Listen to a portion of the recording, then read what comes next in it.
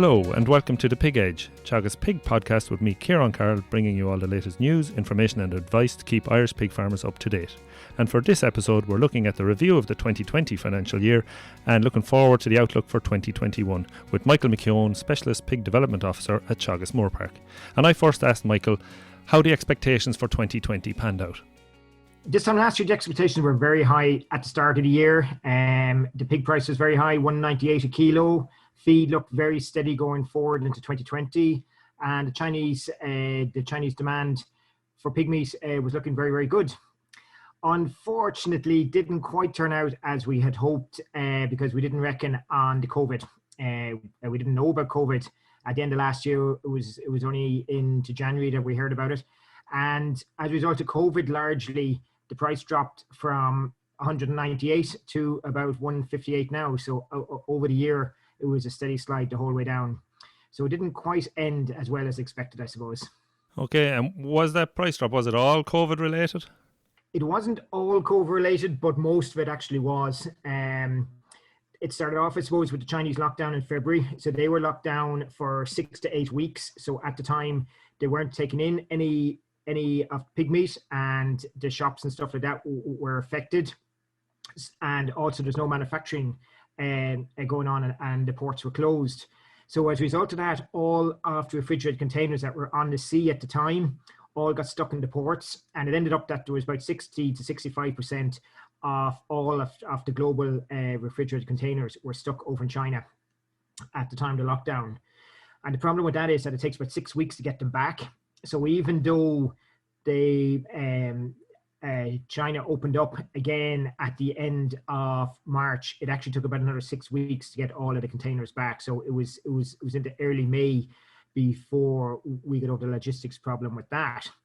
And then unfortunately then the Europeans went into lockdown then in April and May, and that affected demand and logistics here in Ireland and all across Europe. And we were just kind of getting over that, and then the slaughter plants really started getting affected. So the transmission within slaughter plants started to become a really big issue. So they had to look at reducing the staffing levels in slaughter plants and more separation, especially in the boning halls and places like that, which is a big problem. So therefore the throughput of pigs wasn't as good. And the other issue then was the factories that started getting had to close down because of the COVID outbreak, lost their export licenses to China. So this happened in Ireland, in the UK, in Spain, Germany, in most countries across Europe. And we were just kind of getting over that. And then we got African Swine Fever over in Germany in September. So that then meant that they were excluded from any exports to China. But really, all in all, while African swine fever had a small part in the year, it was really mostly down to COVID and logistical problems with COVID. Okay, yeah, and kind of a multiple layer of things that happened over the course of the 6 or 7 months there. Looking at that then, if you look back over the year, what way were feed costs and pig prices? How did they average out for 2020? Yeah, well, if we look at a monthly feed analysis, so this is something that we take from all of the pig producers at the start of every month. So Ciarán Collins actually is in charge of pulling it together. So when we look at that over the whole year, we reckon that the composite feed price is going to be about €305 a tonne, which would equate to about 108 cent a kilo deadweight. And the pig price we think is going to come in at about 173 cent a kilo. So overall, I suppose, despite everything, it is still 2020 has still been a good year because we've had a margin over feed of 65 cent. And if you go back over the last 5 years, the margin over feed is probably about 52 to 54 cent. And if you went back over the last 10 years, it's about 47 cent. So 2020, despite the expectations of it being extremely good, still ended up though that it was a very profitable year for pig producers. So I suppose it could have been worse. Okay. And so how would you, if you were to summarise it, how would you describe the financial health of the sector at the present time, at the end of 2020? The industry is in very good shape at the end of 2020. If you went back to 2018, start of 2018 there, feed credit for Irish pig producers would have been out at 4 months or even 4.5 months. And it's now well under 3 months for a lot of people. It's anything from 10 to 12 weeks for a lot of the pig producers out there. Also, the other creditors are well in line for the equipment suppliers, the veterinary, the energy suppliers, all of those now are well back within the credit limits. And there's a lot that has been spent on the repair and maintenance on the units over the last 12 months or even the last 18 months, and it's now back up to a very, very good level. And most importantly, I suppose you could say that the current count is now looking very, very good. So overall, you'd have to say that the sector is in very good shape as we enter into 2021. That's good to hear anyway, yeah, despite the slide in prices. And in terms of, you mentioned earlier, COVID and how that impacted and things like that, and that created backlogs. What's the current situation in Europe in terms of backlogs of slaughter pigs? Yeah, as you mentioned, the problem with the COVID is that it's actually in the boning halls. It's not on the actual slaughter line itself. It's in the boning halls, because there's a lot of people working the boning halls there to butcher out the meat. They would have been traditionally very close contact between them on the conveyor belt system. So unfortunately, due to COVID and due to 2 meter restrictions, etc., they've had to reduce down the number of people that can be in the boning halls, and this has caused a much slower throughput of pigs for slaughter. And we're really seeing this in Germany there at the moment, where they're due to COVID restrictions, they have had to restrict the number of people in the boning halls, and as a result of that, the throughput of pigs has been an awful lot lower. So they currently have a backlog of about 600,000 to 700,000 pigs at the moment, which are just being rolled on from week to week to week. So this is a serious problem for the Germans at the moment, because for German pig producers, obviously, if you're holding pigs an extra week or two, the sale weight's going up and up, and you still have to feed the pigs. So they still have a backlog at the moment, but the situation in the Netherlands and in Denmark has improved an awful lot. They had lost their export licenses to China, and as a result of that, this was causing a backlog of pigs. So the Danish had a backlog of about 120,000 pigs there at one stage. This is being improved on a week-by-week basis, and now they reckon it's about 40 to 50,000. And the Dutch would have also had a backlog, and they have now cleared the backlog since the factories got their export license back. So overall, I would say the situation is definitely improving. It's still not back to where we'd like it to be, but it definitely is improving.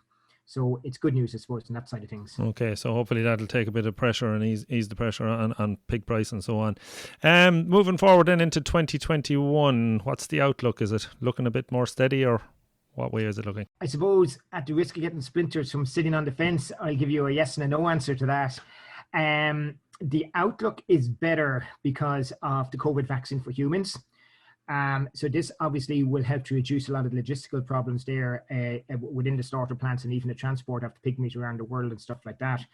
And hopefully with the human vaccines now, the chances of lockdowns going forward into 2021 will be a lot smaller. So from that point of view, it's very, very good. The other very positive outlook is that the Chinese demand is still going to be very strong. While the Chinese domestic price has come back a bit, the Chinese demand is still going to be strong right throughout 2021. So that's going to be very, very good. So that's another positive on that side. The negative side is, unfortunately, the feed situation looks a little bit unsteady, certainly for the first 6 months of 2021. This is mainly down to the high soya price. The US had a poor soya harvest. And then the South American soya harvest had been touted to be 133 million tons for the Brazilian harvest, and it now looks is going to be lower. And that's due to a drought that they had at the planting time. So they're about a month behind where they should be in the Brazilian harvest, and this will have an effect on the yields that they can expect too. And unfortunately, at the same time, then we had the wheat and the barley price here in the Northern Hemisphere started to rise because of the supply of wheat there was a lot lower due to planting issues that we had back in autumn 2019. So overall, the feed situation is going to be, I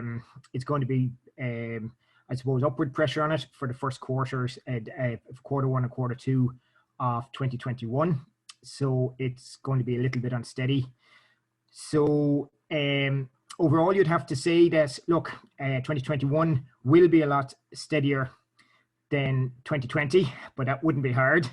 But it will be a little bit a little bit tricky there for the first couple of months of 2021, though, due to the feed issues.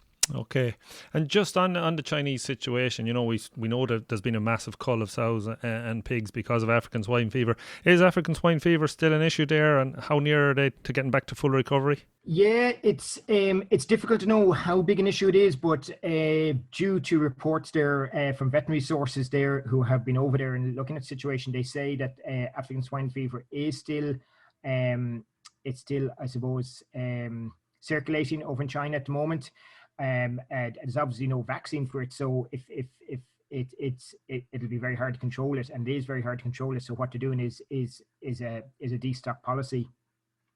So it is still circulating at the moment, but we don't really have any official information on that. But it seems to be still going on in small herds. The very, very large herds with the top class biosecurity don't seem to have an issue with it. The national herd is recovering fast. They would have gone from a sow herd of about 40 to 42 million sows right back down to maybe 20, 22 million sows. So it is under recovery again. And it's estimated there that by the end of 2021, the herd size would be probably back to 80 to 85% of the pre-18 levels, so the pre-African swine fever levels. It had been, the Chinese had been about 97% self-sufficient before the outbreak of African swine fever. And that was due to a lot of people having small herds and a few pigs in the back garden and stuff like that.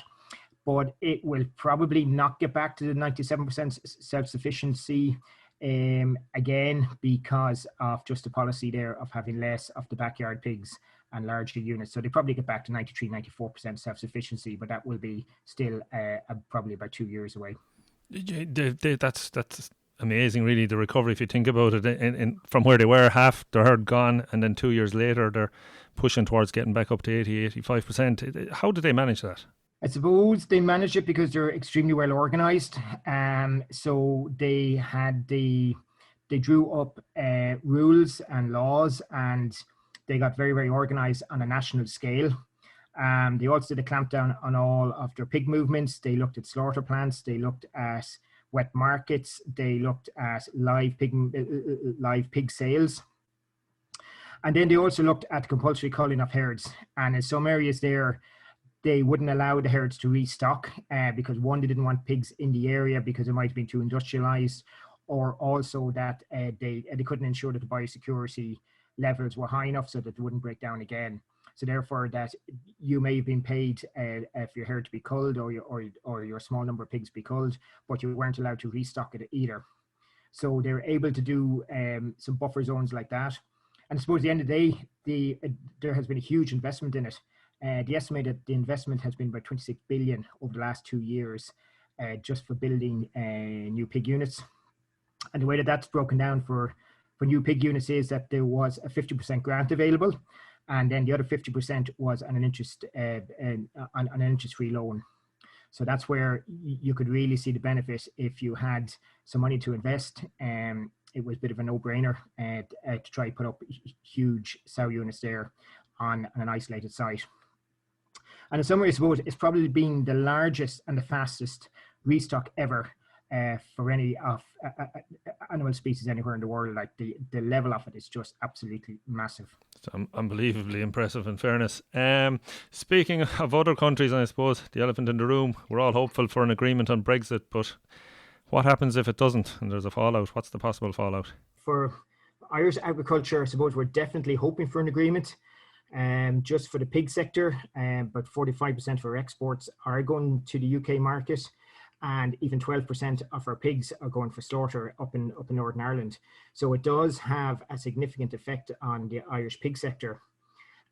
So we're definitely hoping for an agreement. In the worst case scenario, if we don't get an agreement, I suppose we are lucky that the Chinese market is so strong and will be for 2021, because it'll give us the opportunity to divert exports to the Chinese market in the short term. So say over the next 12 months, we will start moving it obviously from the UK market to the Chinese market as much as possible.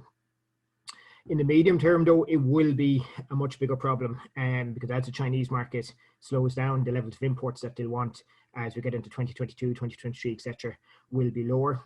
So we'll probably have to look more at the Vietnamese, the South Korean, the Philippines markets, and really try and develop more of a foothold in those markets. We are exporting there at the moment, but the volumes will be relatively small. So we're really looking to see, can we, I suppose, exploit those markets an awful lot more.